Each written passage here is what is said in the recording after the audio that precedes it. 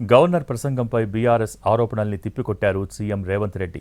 కాంగ్రెస్ కార్యకర్త ప్రసంగంలా ఉందని కొందరు అజ్ఞానంతో మాట్లాడుతున్నారని అన్నారు. కేసీఆర్ తేదీ చెబితే రైతులకు ఏం చేశాం, కృష్ణా జలాలపై తప్పు ఎవరిది అని చర్చిద్దామన్నారు. ఢిల్లీ పర్యటనపై వస్తున్న విమర్శలను కూడా తిప్పికొట్టారు. గోళీలు ఆడుకునేందుకు ఢిల్లీ వెళ్లటం లేదని, కేంద్ర రాష్ట్ర ప్రభుత్వాల మధ్య సత్సంబంధాలు ఉండాలని అన్నారాయన. దేశ ప్రధానిని గౌరవించే సంస్కృతి బీఆర్ఎస్కు లేకపోవచ్చు కానీ తనకు ఉందన్నారు రేవంత్ రెడ్డి. విజ్ఞానమే గొప్ప విజ్ఞానం అనుకుంటున్నట్టున్నారు. తెలివి తక్కువ తనమే తమ గొప్పతనంగా అనుకుంటున్నట్టున్నారు. ప్రభుత్వం తీసుకున్న నిర్ణయాలను గవర్నర్ ప్రసంగంలో మేము పొందుపరిస్తే దాన్ని తప్పుబట్టి అవహేళన చేసి ఇది కాంగ్రెస్ పార్టీ విధానం లాగానే ఉంది అట్లెట్లుంటుంది అంటారు ఏంది అధ్యక్ష? గవర్నర్ గారి ప్రసంగం కాంగ్రెస్ విధానాలకు వ్యతిరేకంగా ఉండదు అధ్యక్ష. ఈ ప్రభుత్వమే కాంగ్రెస్ ప్రభుత్వం. ఈ మాత్రం అవగాహన లేని వాళ్ళు 10 సంవత్సరాలు మేము మంత్రులుగా పనిచేసినామని చెప్పుకోవడానికి వాళ్ళకి అర్హత ఉందా అని నేను అడుగుతున్నా అధ్యక్ష.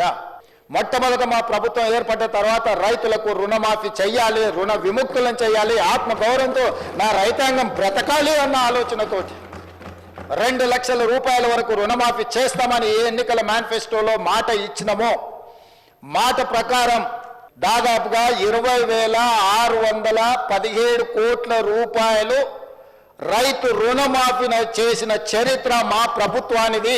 పెద్దలు చంద్రశేఖరరావు గారిని రమ్మని అధ్యక్ష, తమరైన వ్యక్తిగతంగా మాట్లాడండి. వారు ఏ రోజు వస్తారో వారు ఈ సభలో ఉన్నప్పుడే కృష్ణానది జలాల మీద చర్చ పెడతాము.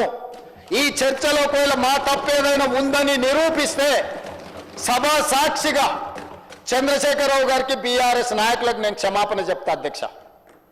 ఇది నా సవాల్ అధ్యక్ష. చంద్రశేఖరరావు గారికి సవినయంగా నేను చంద్రశేఖరరావు గారికి సవాలు విసురుతున్న కృష్ణా పరివాహక ప్రాంతంలో కృష్ణానది జలాలలో ఈరోజు తెలంగాణకు శాశ్వతంగా అన్యాయం జరిగింది చంద్రశేఖరరావు గారి హయాంలో లెక్కలతో సహా నిరూపించడానికి నేను మా మంత్రి ఉత్తమ్ కుమార్ రెడ్డి గారు సిద్ధంగా ఉన్నాం అధ్యక్ష. ఢిల్లీకి వెళ్ళినప్పుడల్లా ఢిల్లీకి పోయినా కలిసిన నరేంద్ర మోడీ గారిని దేశ ప్రధానమంత్రి, ఈ దేశ ప్రధానమంత్రిని గౌరవించే సంస్కృతి నాకున్నది, మీకు లేకపోవచ్చు.